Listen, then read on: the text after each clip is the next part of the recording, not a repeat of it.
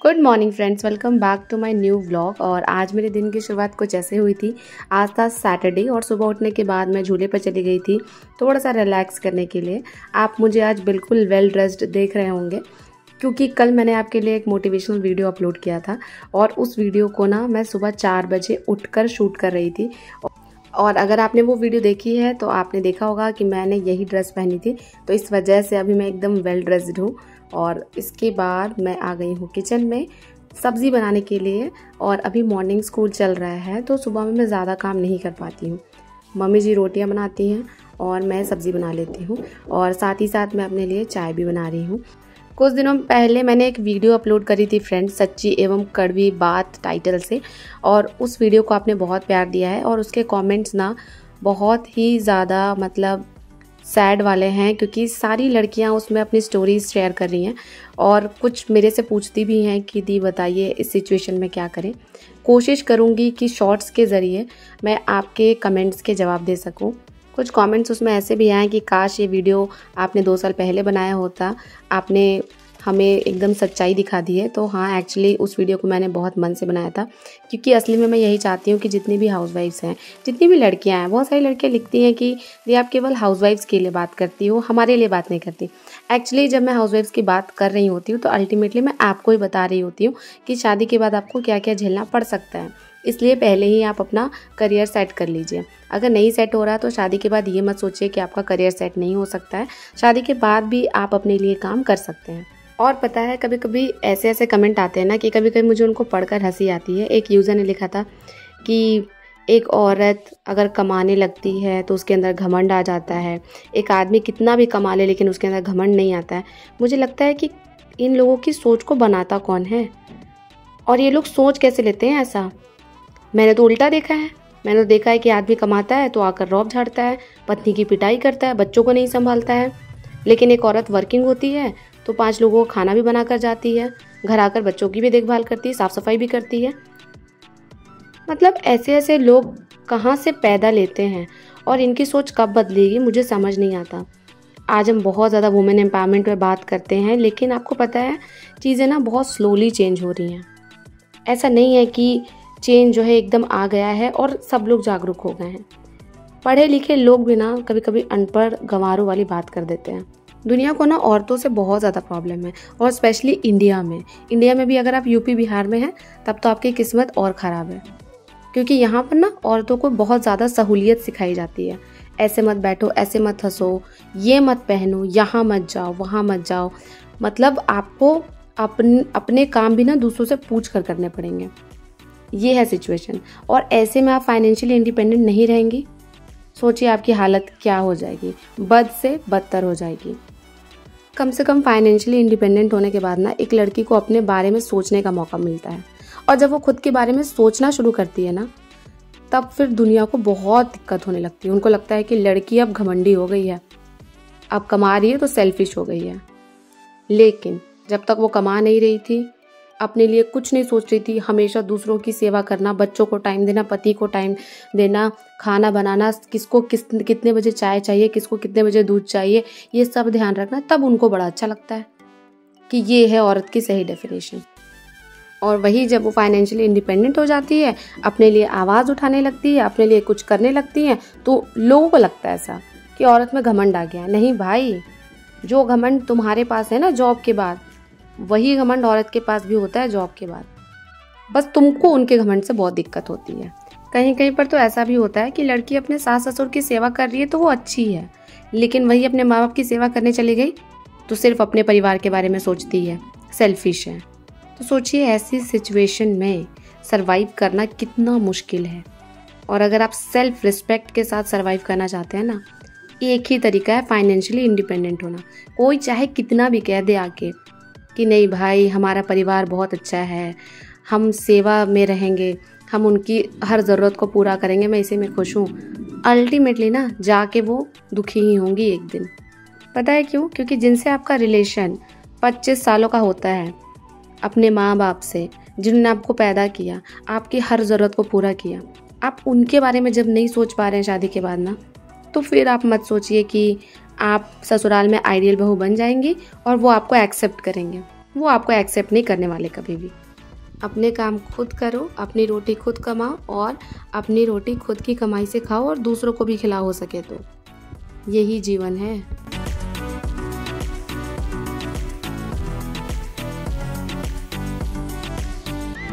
तो फाइनली मेरा घर का काम कंप्लीट हो गया है फ्रेंड्स, और यहाँ पर मैं आपको दिखा रही हूँ सिटी स्कैन। आपको मेरा ब्रेन देखना है तो देख लीजिए ये कैसा दिखता है। एक्चुअली 2018 में मेरे सिर पर चोट लगी थी और अभी ना वो थोड़ा थोड़ा मुझे दर्द दे रहा था, तो मुझे डर लग रहा था कि क्या पता कुछ है क्या ऐसा कोई प्रॉब्लम। तो मैं डॉक्टर के पास गई थी, तो डॉक्टर ने कहा कि सिटी स्कैन कराइए। तो सिटी स्कैन जब मैंने कराया तब पता चला कि वहाँ की हड्डी थोड़ी सी मोटी हो गई है, बाकी कुछ नहीं है। और ये सुन के फिर मैं रिलैक्स हुई। अदरवाइज़ मैं 2-3 दिनों से ना बहुत ज़्यादा टेंशन में थी कि अगर कुछ गलत निकल गया तो क्या होगा। और आपको पता है जब मैं डॉक्टर के पास गई तो वहाँ पर भी वो पूछ रहे हैं आपके हस्बैंड कहाँ हैं। अरे भाई, एक लड़की अकेले चेकअप के लिए नहीं आ सकती क्या? इतने बोल्ड, इतने स्ट्रॉन्ग हम नहीं हो सकते? हमें मतलब हर जगह ज़रूरी है कि पति हो तभी कोई काम हो? तो मैंने उनको कहा कि मेरे हस्बैंड बाहर जॉब करते हैं और मैं अपना काम, सारा काम खुद अकेले करती हूँ। सोचिए, ऐसी सोच होती है बाहर, लेकिन फिर भी हम तो स्ट्रॉन्ग हैं। हम अपनी ज़िंदगी अपने टर्म्स एंड कंडीशन पर ही जिएंगे, चाहे फिर कुछ भी हो जाए। तो फाइनली मैं स्कूल जाने के लिए रेडी हो गई हूँ और आप देख रहे होंगे मैं इस तरह से जाती हूँ। एक्चुअली मैं सनस्क्रीन तो अप्लाई करती नहीं हूँ फेस पे, तो इस वजह से मैं अपना फेस अच्छे से कवर कर लेती हूँ। और अभी ना बिहार में बहुत ज़्यादा गर्मी है फ्रेंड्स, तो ऐसे में थोड़ा सा खुद का ध्यान रखना ज़्यादा इम्पॉर्टेंट हो जाता है। और मैं स्कूटी चलाकर जाती हूँ 30 किलोमीटर। और आपको पता है जब मैं स्कूटी चलाकर जाती हूँ ना उतनी दूर, तब भी लोग कहते हैं कि कैसे ये हर दिन इतना अप एंड डाउन कर लेती है। कर लेती हूँ भाई, लड़के कर सकते हैं, मैं भी कर सकती हूँ। तो फाइनली मैं स्कूल पहुंच गई हूँ और स्कूल में आज था बैगलेस सैटरडे, तो हम ये गेम करा रहे थे बच्चों के बीच। Very good. देखो ये थोड़ा अच्छा। हाँ, वेरी गुड वेरी गुड। कोई नहीं कोई नहीं। थोड़ा कैमरा स्टेबल रखो मैडम। कैमरा तो स्टेबल रखो, बस खराब है। मैम सीधे कर दीजिए क्लास को। 26 सेकंड बाकी है, पूरा कर लीजिए। Well done. अरे वाह वाह वाह। हाँ, यही तो करना था। देखो कितने अच्छे से कर रही है। 14 सेकंड बाकी है, कर लेगी ये। आराम से, ज्यादा हड़बड़ाओ मत। ये भाई से तो कुछ मिलना चाहिए, सच मुझे से तो गिफ्ट मिलेगा ही मिलेगा। Time up. ये फर्स्ट विनर है। क्या नाम है तुम्हारा? सोनम। चलो सोनम हो गई। इसके बाद कौन आई? आ जाओ। बच्चे भी ना जिद करने लग गए थे, कह रहे थे कि मैम आप लोग भी करिए। तो हमने भी स्टार्ट किया करना, और हमसे ना उतना अच्छा से नहीं हो पा रहा था जितने अच्छे से बच्चे कर ले रहे थे, क्योंकि वो खेलते हैं ना तो उनकी सांसें लंबी होती हैं, मतलब हम थक जा रहे थे। लेकिन फिर भी मैंने अपनी पूरी कोशिश की।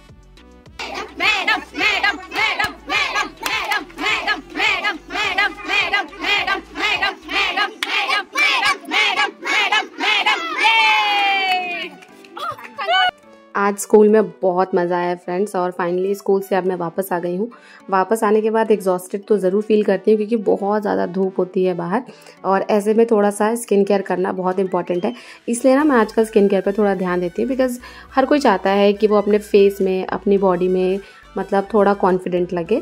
तो फाइनली मैंने फेस वॉश कर लिया है, और इसके बाद अब मैं आ गई हूँ रूम में रिलैक्स करने के लिए। और जब मैं स्कूल से वापस आती हूँ तो 1 घंटे मैं एकदम अच्छे से रिलैक्स करती हूँ, किसी से फ़ोन पर बात नहीं करती हूँ, कोई मोबाइल नहीं चलाती हूँ, बस मैं रहती हूँ और मेरा रूम रहता है। तो फाइनली अब मैं आराम करने जा रही हूँ। मैंने 2 घंटे की नींद ली है फ्रेंड्स, और इसके बाद उठ गई हूँ और आ गई हूँ पढ़ाई करने के लिए। आपको मेरी आंखों की स्वेलिंग से पता चल रहा होगा। और यहाँ पर ना मैं SCERT के जो मैंने नोट्स बना रखे थे उनको मैं रिवाइज़ कर रही हूँ। मैं कुछ भी नया नहीं पढ़ पा रही हूँ आजकल, क्योंकि टाइम नहीं होता ऑब्वियसली मेरे पास, और मेरे पास बहुत सारे काम होते हैं, तो इस वजह से मैं थोड़ा कम ध्यान दे रही हूँ। आप में से बहुत लोग कहते हैं कि TRE 3 की तैयारी क्यों कर रहे हो, क्यों एक सीट बर्बाद करना। तो एक्चुअली देखिए, सीट से इसका कोई मतलब नहीं है। मतलब मेरे लिए ये है कि मैं और मेरे हस्बैंड हम दोनों एक मतलब डिस्ट्रिक्ट में आ जाए, ताकि हमारे लिए लाइफ थोड़ी ईजी हो जाए, बस। और कोई रीज़न नहीं है TRE 3 की प्रिपरेशन के पीछे। और शाम में मैं दिया दिखाने के लिए नीचे आ गई थी, और इसके बाद चली जाऊंगी किचन में इवनिंग टी के लिए। इवनिंग टी मेरे लिए बहुत ही ज़्यादा इम्पॉर्टेंट है, मतलब मेरी लाइफ का बेस्ट पार्ट होता है जब मैं चाय पीती हूँ, और अभी मैं अकेले पीती हूँ। जब मेरे हस्बैंड थे तो मैं उनके साथ पीती थी, मुझे अच्छा लगता था। अभी फैमिली मेम्बर्स में कभी मम्मी कभी पापा मतलब साथ में पी लेते हैं, लेकिन ऐसे ये लोग रेगुलर नहीं पीते हैं, मैं रेगुलरली पीती हूँ। आप में से बहुत लोग कहते हैं कि दी चीनी बहुत हानिकारक है, आपको लॉन्ग टर्म में इफेक्ट करेगा। तो यस मैं जानती हूँ, बट हर किसी को ना कोई लत होती है। और अगर मैं मीठे की बात करूँ तो मैं मीठे में मतलब शुगर इनटेक की बात करूँ तो मैं बस 2 चम्मच चीनी ही खाती हूँ एक दिन में, उससे ज़्यादा नहीं।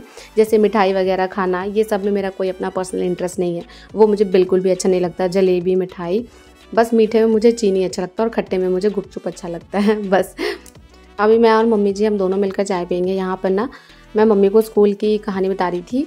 मतलब स्कूल में भी बहुत सारी चीज़ें होती हैं फ्रेंड, तो मैं घर में आकर मतलब सबसे शेयर करती हूँ, अपनी फैमिली से भी, अपने हस्बैंड से भी। मेरी यही एक आदत है कि मैं कोई भी बात छुपाती नहीं हूँ अपनी फैमिली से। और अब मैं आपसे शेयर करूँगी अपना हेयर केयर रूटीन। मैं शॉर्टकट में आपको बताऊँगी फ्रेंड्स, क्योंकि ये जो रूटीन है ना, ये टोटल 2 दिन का प्रोसीजर है, और क्या क्या करना है स्टेप बाय स्टेप वो मैं आपको बता दूँगी।